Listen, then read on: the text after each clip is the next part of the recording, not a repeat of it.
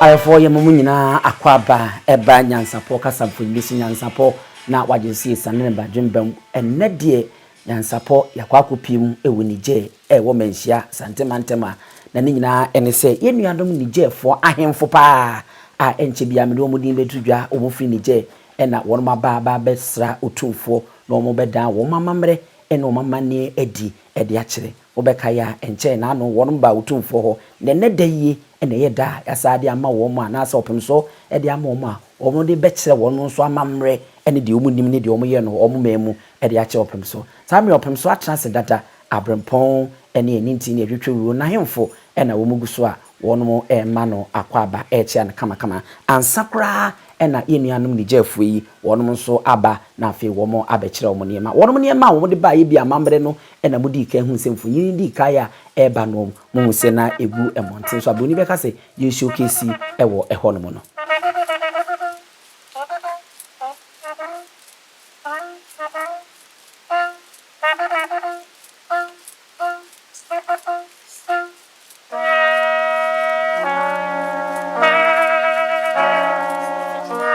Yenianum Nigerfo no ena mo hu se wonmo ato santra wonmo so eba no eno nti no ene NYANSAPO ebeko Niger kakra wonmo amamre mu no mo se dilapias this Turak culture of peace of the Turaks na chese we no wo mamamre a wo mu chiri mantinti ni ntia wa wonu so ko mahemfie ewo Turak wonmo a wonmo ye no enu bi enene won beda na di ede akire wopem so ne yehwe wonmo a wonmo eba ye no ba hema no ohima owomu na sisia mo se wakoto a wo chia no no wono ni din eye Amanso anasa madam Amanso Hundu ni din eno no wona mo se wakwa chia sisia no ewo ehonom no afi se wo hwe mpanyimfo a edi wo monim ede wonmo eba ye libia ebenya chief Malik Oussouman wono eye chief of Kaltamat Tintambandan honno ono ni din ene ne title ena yede amamono afi yewo chief Muhammad Abubakar Sadiq head of Turak Tamashq ohine nankasa wodi wo manim no wono na sesi wo kwa akochia no eno nti wono ni din ene ye chief Malik Oussouman wono ye chief of Kaltamat Tintambandan wono na sesi a wakwa chia ewo honom no won ma wode won mo eba ye bi no eye owura ba ko a wono so ye fense chief Muhammad Abubakar Sadiq head of Turak Tamashq in the Ashanti region I say oba Asante mantem hanoma won ma henie no wono so ena oda ano ewo hanomo wona won se ema fefefo be ludi wo manim a won mo de yasa edidi wo manim ede won mo ekọ kama na afi yenya oba ko a wono so panyin ba ko a ye friend say Duala Abdullahi Musa wono so eye Niger honoma ena wono so efira na hye bedwani a wo kan ho ebe bi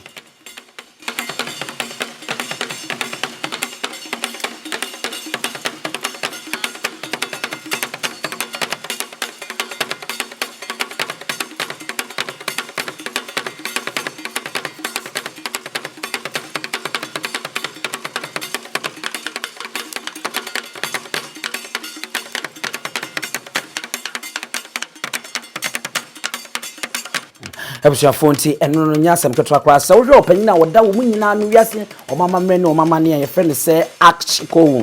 aglian ono ene wiase nyina eba ne jefo omamamre a woda ano wo no same nananom enso eko na wono akoma wo akwaba sede asante amamre ne amane etie no na wono matransensa ne ebisa wo mo kwa so na fi wo mo de wo ma no bisam edi atodwa ti sa wo hwe a oba hema no ena ha ya chelsea an ne ohene no ena etoso ewo ehonom no nti ohene ni din no ma mensensi so biem na memfa emamo chief Malik Oussouman one ye chief of Kaltamat Tintambandan ono eno no ena ohema no so edin ede madam Amanso Hundu ono so eno no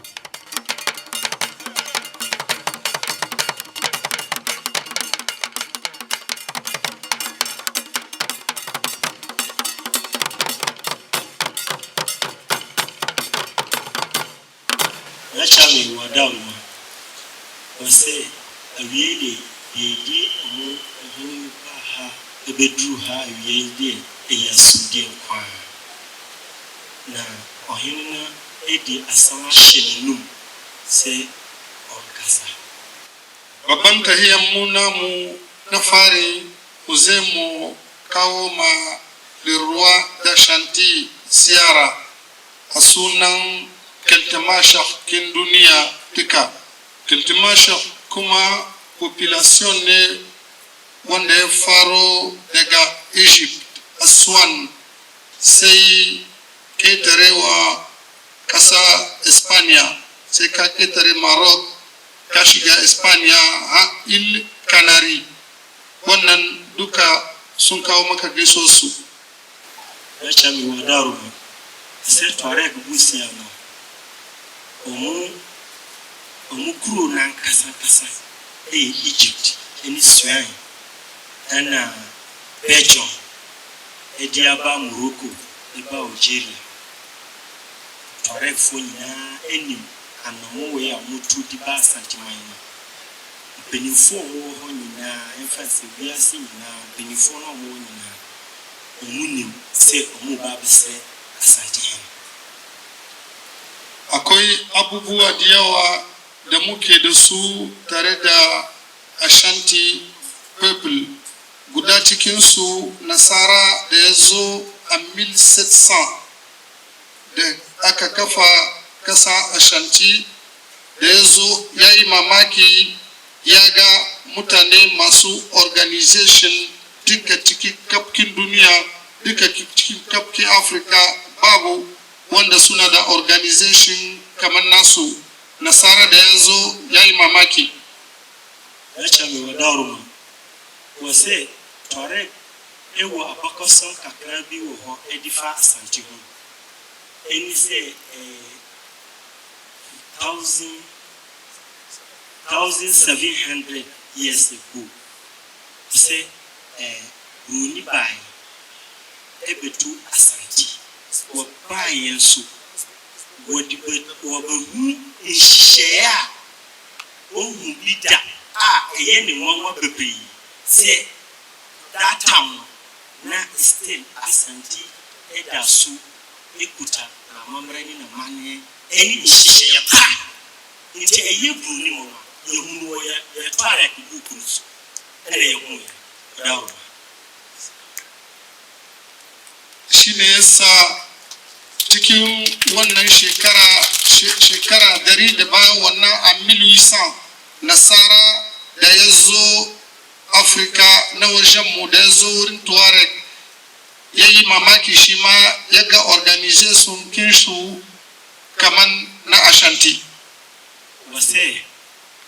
enunechi ana Bruni esa otu Tuareg wa Sahara no. Ana wago tuse omusu ekuta ishishia pa eni mra eni sidi omusu ye omade no eye sonko tise Asante die pepepe. Akwai aladodi yawa da muka gani mu da su muna sharing kinsu. Na farin solidarity. Now, Chami Wadaru was I did a far cautious ho. I did be brave or now in Mudi and Mudi essay. Say solidarity. Eka hobby. Liberty. Come on, freedom. Sentiment, freedom or is a wow, natural. Nemo passe ubaba Asante man na wo hachire wo de ene na wo na wo di bai. Respect. Omu buade pa respect obia. Respect of lady. Omu ni ma bia nso a omu bo ma pa wo de oma omu de nidie eni ebu edi man ma pa. Bayan wannan mun tabbatar da yau Afrika gaba daya muna son su yi kaman Ashanti people bisa wannan harkoki na peace da solidarity the hospitality. Achami wadaruma wase onunti yebesra Africa nyina se omu nyina besua Asante asumdie enekwedie ishisheba omra papa obi agisu Africa nyina timisua sa ishisheba we ewa Asante mu anka Africa nyina yaho Kage mishi kuma cikin buzanci zani mishi aratuwa da na dewayen as dune wai as awadam urtillasi farkta hakan ne aratuwaila babu abinda muka hiso da culture kinmu culture kin tuareg gaba daya shine muka kawo mishi mu gwada mishi kuma mu bashi achami wadaruma se ishishe pawe a Asante wo ene krediewe a Asante ewo onunti eni nkopom wose nkopom se Africa nyina wo omu busiaku bia omu nkopom tsasa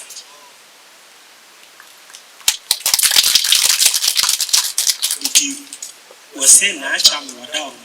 wase onunti enema ohini tuareg hini pen omu kika omu bom about 1.5 years ni omu peso mu ba Asante but omu pese omu ba na Asante eni Ghana manyina ni Africa ni wiase manyina amu se ampa omu ba Asante mutum kana bada zinariya kana bada azrufa kana bada kurdi kana bada shanu kana bada rakuma amma mutum wanda ya baka culture kinshi kenan ya goda maka yahi son kowa da kai kadai ne yana so kuma kai kadai ne yana so ya bi halinka na chami wadaruma wase onunti yedi kwacha nyina kabu eya Asante mai ayedi kwacha traditional nyina yedi aba say kwacha Asante mai because of power yehu efa Asante muti bamu iya fadi magana duka amma karshen abu dai muna roko ga sarki Ashanti ya sa albarka cikin duniya gaba daya ya sha albarka cikin Africa gaba daya ya sa albarka cikin Niger gaba daya ya kawo alheri Allah ubangiji ya kawo alheri cikin Africa gaba daya tunda nan san mun sani mun tabbatar da addu'an shi da addu'an kaman shi baya zamanawa haka nan iyayi muna addu'a muna komawa da alheri kasashen duniya duka suna samu alheri yanda kasa Ashanti yana da alheri muna so yayi muna addu'a mu samu alheri mu samu zaman lafiya mu samu son juna mu duka kasan Africa achami wadawo say the way asumdie si wa Asante mai asumdie na aka Ghana ama Ghana asumdie mu no Ghana ebeda top Ghana ne number 1 the whole Africa asumdie acha mo so wadawo ko se ade we nyina enye se wo kira anti wasua ahu asana wa gudu na enam Asante awo pe asumdie enti enema sa abasubodi we nyina Ghana mayanya ama Ghana fa nyina ni Africa nyina wase asumdie nsu ebi a wo se asumdie wo ho bia so ene kore ni teach me because utiamia na mi ka chose watiamia na wo se de bia HSC kutoka baba so bese utiamia ni se ko watiamia na wo jitum dia na san enye de ntoka bia ana wo se asampa nso a na do wona kwedi ni ana da oni no kwanso ni Asante wasu o masu ahun se Asante se nipa no bedun kwa dia do wona kwa na wo hwe wiasi bia jisen kwen wo se we panti na ma asuje mi da so ho no ti wada wo nkuso enkromsa mamukarewa mamugayama Ashanti hene abunda baba abunda ya tara mu shine mu zo da tambaran mu acha mi wadaru na mijaya samba ko chirita wase according to an idea ewa santimai eni yewura enu obesrase won pay Emma Ghana any African nyina any bias nyina because we say according to Quran we say enuma e kana brain nyankupo se wo friend brain nyankupo se wo friend ya mi jusu enti obesrase yewura won pay ma Ghana any African nyina na ochidi paase yewura bon pay nyankupo betie ana asumdie so Papa Africa any bias afani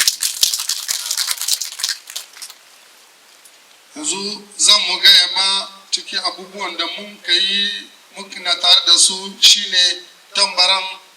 Afrika gaba daya tambaran duniya mu da kama mun san da shi akwai tambara babba Tinhinan amma yau mun zo da tambara ita ce la reine mère yanda yake a 1770 a 1809 Konado Yadom Mama Adoma Okusua Mama Ama Serwa Mama Tambara Hendun Mama Tuareg Nacha mi wadaru wose edini we ya wabobo nyina eye nahima a ma chom titititi wose ebia ni Tuareg hima ene rusu ejina ha onusu ye de tosu mitimi nkai adaru no ana ejina enim no onusu ne Tuareg hima wiasi nyina anti wannan sai dai an kare sai a goda ma le roi d'Ashanti muna neman alfarma ya gani abubuwan da muka kawo mishi wanda yake na kulturkin ni ne ambassador kinta kulturkin ni ne arziki da ita kulturkin tun shekaru da shekaru mu ne arziki da ita kuma har gobe muna rike da ita yadda Ashanti suna rike da nasu mu kuma haka za mu rike namu insha Allah ya chami wadaru wase onunechi enyama bebre wo hono a omudi ata omuchi ade omudi bai omudi abache biura Asante him entimi emfa bibia nche biura that ye kwacha de ye dini nyina ebecha Asante ene Asante man nyina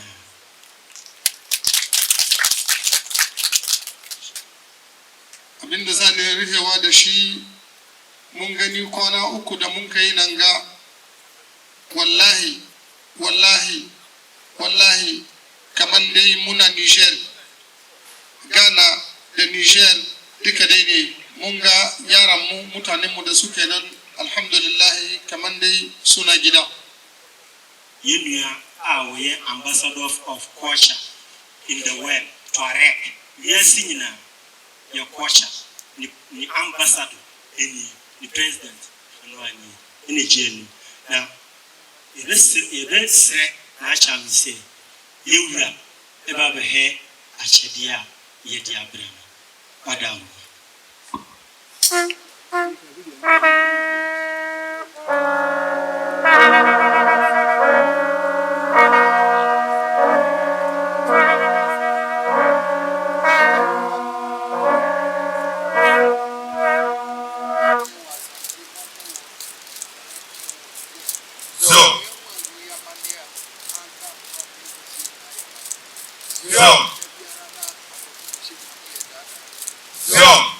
say ampa say yeah was Asante also one Niger to erect memo. See and we all say ni anka ya hu ya mamre ni amane a every na mu abrofo besi mu a no mu dada yace kaman yanda muka tashi Niger to erect duka suka yi baci guda suka kawo musu shi yace wance da kyau mun gani abin da ke wurin su kuma sun gani abin da ke wurin mu duka sai mu zama daya lokacin ko bature ya zo bai yi rude mu kuma so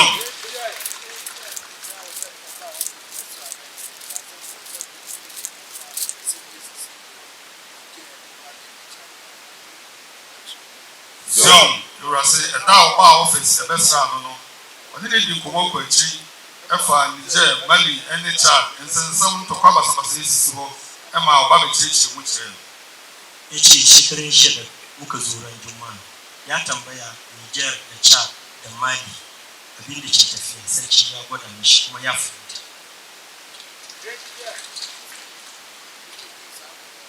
so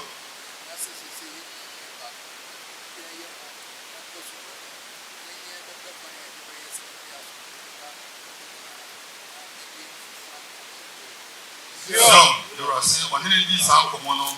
it was every year na baako na kwa bi ebe fa so a e aso bia ne nkabu mu beba ho na ntokwa bi yan timi ba ho bi no ebeba yace insha Allah zai yi duk yanda zai yi saboda kwanciyar hankali yazo kasasan nan insha Allah Allahu akbar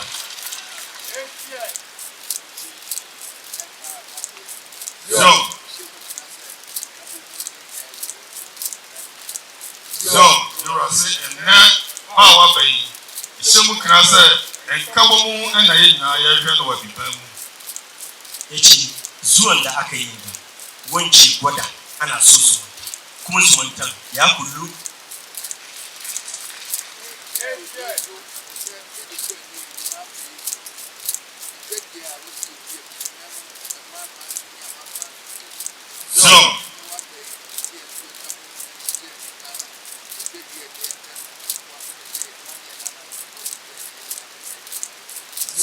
you are saying power by you mo ese hwe ni say e dey for so the be free so ba idwadie ehun kitamudi Abibirem mu ani titi Ghana ani Niger e dey ehun de betima dika e dey for so e be ba ama ni mi yace a cikin aikin hannu ko sai da sayarwa Niger da Ghana wani abu ne za a yi ya sa gaba wanda ya yi ya sa hannun shi don mu samu ci gaba gobe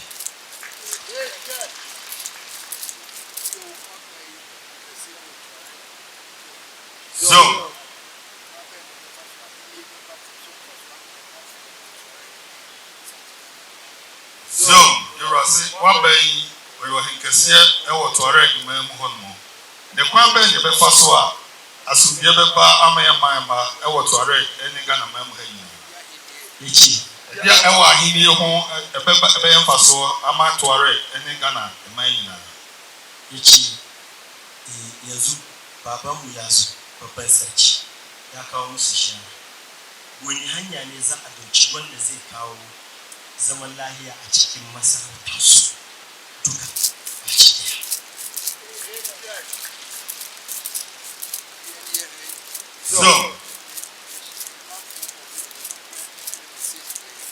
so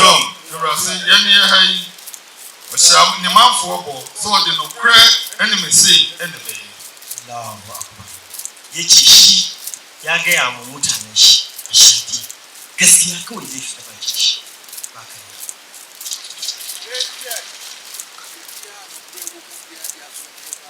so you are saying bibia no kra mu bia e dia so bia ba yace duk inda gaskiya yake to insha Allah akwai zaman lafiya wurin so you are saying no kra e pesika yace gaskiya bai son kudi gaskiya so you are saying no kra e dia hoto neba gaskiya ya kawo zaman lafiya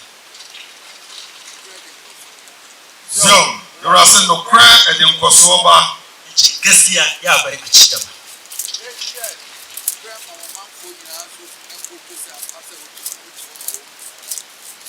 you're a son of prayer, and my man for you now, but Joe, so to honor what you hold Emma.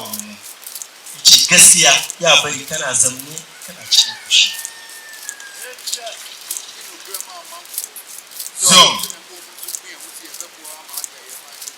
So, you're a sister who didn't cry a man for her, and a man for the Sukumo at the wall, so with the baby one minor high. Ndi kaci gaba da gaskiya mutanen ka kuma dole ne su yi gaskiya.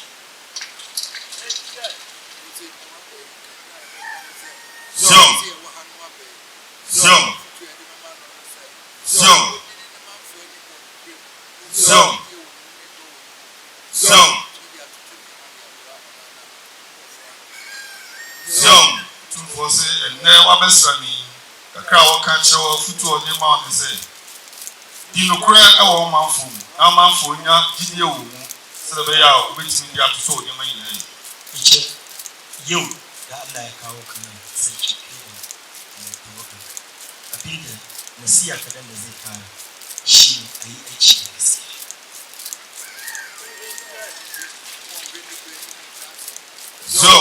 was a more really burning and cancer.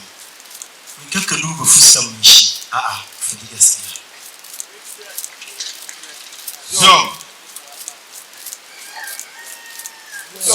To foresee the end of crack, never go among Kosoba and no any here. Guess here one day they very much as when she a bidder. Yakamata.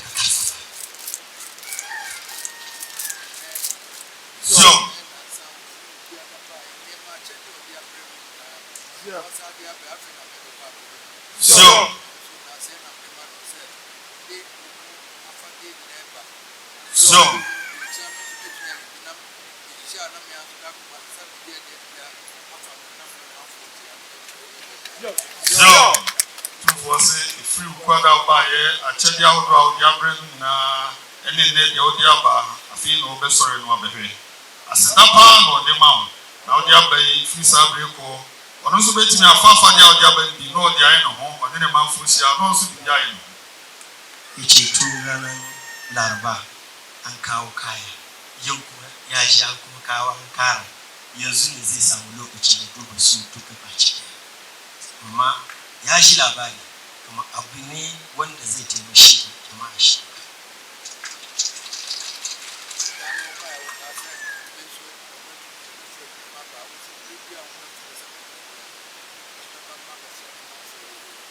So, two for say, now, best whole country and say, group maybe our best friend of one about the south, also cool. You're a so a ditum. The brain do now manitia, yet you are Babanos of the south, or the penny man for Atakbir. Yechi, Rana, Anuka, come on, akwai wani taro da ake yi shekara zuwa shekara ta azon ko agadis da aka ce ana so a gayyaci babanmu Otumfour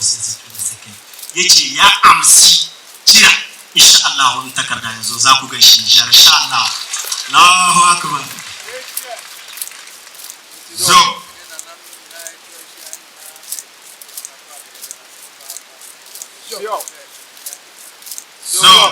For say,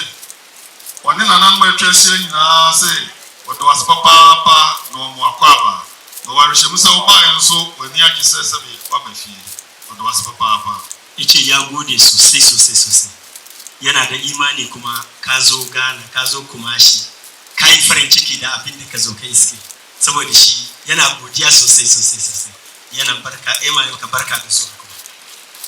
Oye Ghana ni a wunya ne bebia se Asante ahemfi ni Asante mantem na yenya akonya sanse ni nti na twetwe ni nyina ba no mbepie mu nkran ya bebia mu bisa ya Asante memu ni oti okrobie no obrare ngma so sikadwa kofi na ahemfi no mo ba samri afei na wo mo atu opemso ase na wo mo de ni eko na afei enide ni abrasie mu a wo mo akwakokyere eniema ye nuanom ni jefo wonom so wo wonom ahemfi wonom amamre wo mamane no wo mo dibi akokyere no e wo hono se wo hwemu a na je se yewura afiye akoto oseye a ono eno ye osafo a wo hwe yi ku adwuma ene enuane nsem so wona odina opemso enchen pe a enuanom no eye introduction se de ngezi boni be ka no e de akere wo mo no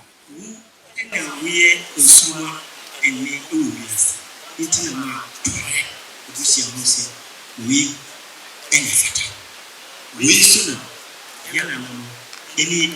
Asante and no idia any mo second ado we see a change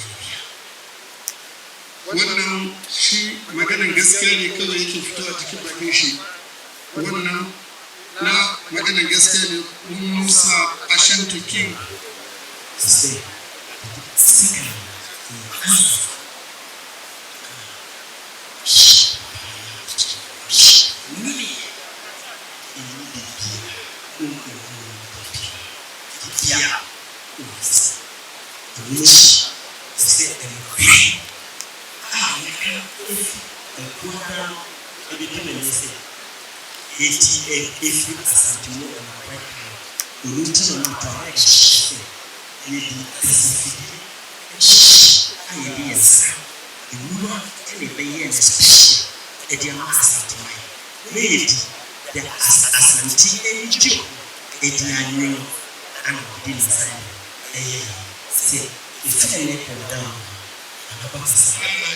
eti arefo eno no se mo hwe niema wo de bayin bi ne mo cheche hu ba ko bi a esi wo fefefefe di nka asensude bi dam ginyame mehu aboa kotoko enso edem ena de edimu akotene pa eye Otumfour Otumfour Osei Tutu otoso mienu Abibirem no Dr. Recieved power to ni mfonyini ebomu ayaye na konya fefefefe eno mo de bayi na de ani kan se yenu anu mi gefo yi wo mo nsi amenu wo Ghana ha a me bo ni din di kire mo no ti won mo ka wo mo kasa na no so de abetwi mu na wa kire ede ama Asante man se ne ba ya yenso yi bi hu ne atene won mo epe akire wo nti niema ne bi na won mo kire wo hono na enya asempto we ye hu se Ghana coat of arm no na edem aye ne se property bi so fu gina wo preach ni hie ni mu no ha na ba ko nso ye hu se nana abedan ko akufo ado Ghana mampanyi na nkasa ni mfonyini enebum a ye hu Ghana ye franka ne bum a eno so eka ho a wo mo de ba niema de o ma kire bi we nso ye empa ana akonya we ya akonya yo akonya kama na se de wo mosia ya akonya no arefo demusunko we esewani ense ya ka kire wo se wo mosi aye no kwasem ne eni ye hade na ye de eye asrene anase mpampuro ana domire na eye no ene no eye ase abotipempa eno no wo pem so nyina ohene no omo hene no ene yenso ye hene wono atena so ho no a ese ohene atena so bi edi ho adanse kwasem ni ani bia ba na ohene sere ho no aye ni kafa ho no ma Asante memu anko a ena obenya no eno ena ma otan no aye bibiri sanse aboa bi se osene Asante kotoko osene Asante man osene Otumfour Otumfour Osei Tutu a wotoso yinu a na osene no ne entakre hu wote wa yese aboa adoma akore a wotu ani nsam mujebum sabie kronto ne ho eden ene ne nam ya woye enti no ne ho ewotan Otumfour no Asante man ode ekọ akire wo no ma bebi ena ya chie ne kama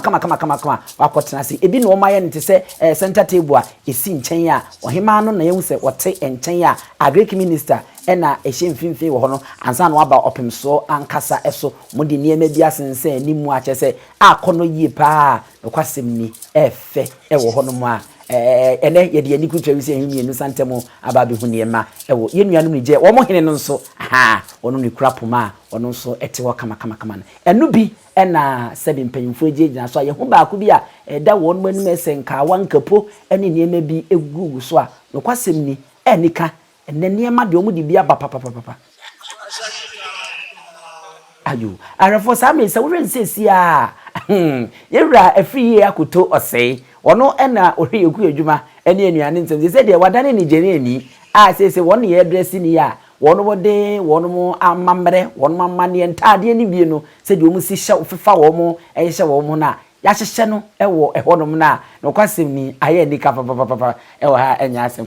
yewie wono ogina Otumfour nche no kwasem ni se onim no wanre a obeka se okanijefo na wono ba ye no bi wohene no na odi animu ha no ansa no wa free akoto osei na afi wako opemso no ankasa emu ewo arefo yefa mu nsi wa ha no na yensore sesanse ene de amamre ene amane adedi wa ha NYANSAPO kasa mfuni se mo nyina mo ene hwa wagian he wa bidi ene abusua pani Oussou Eduomi Dentini ebube ne brebe nse si ebube ebe ye de den kura preko enim sebe odwambubu bi esi kuro ni mu awase wadoro sra tanyini wantena fie ema aseduamfo blani pie frimantam behin se pin enye nkwande wa na yesotro no wa ansa na odi asebe fita na no makode ebrensi am awotua ne nsem mojabumo ni hu bi duanani wie klaman wo ye sofo kra wo nye bi tontonte ye no sane ya fa NYANSAPO abone ntaka na mane yakese na ntakra abone de fanyinam kwatere kwa mada woro ma ntuma ye fe ni din de seyin ni din do Obama akola wa no so pese utrimu Oussouman ense bratam the perfect ne honhon hia na America sa sebe ka ya twere ni mu nyame nai ebu afaso enye de ya twere ni mu twa nyame sebedi akone be kwen bodi atwede na se kofindro ni ya aben ntime nyina ni mu ampata na wo yade ya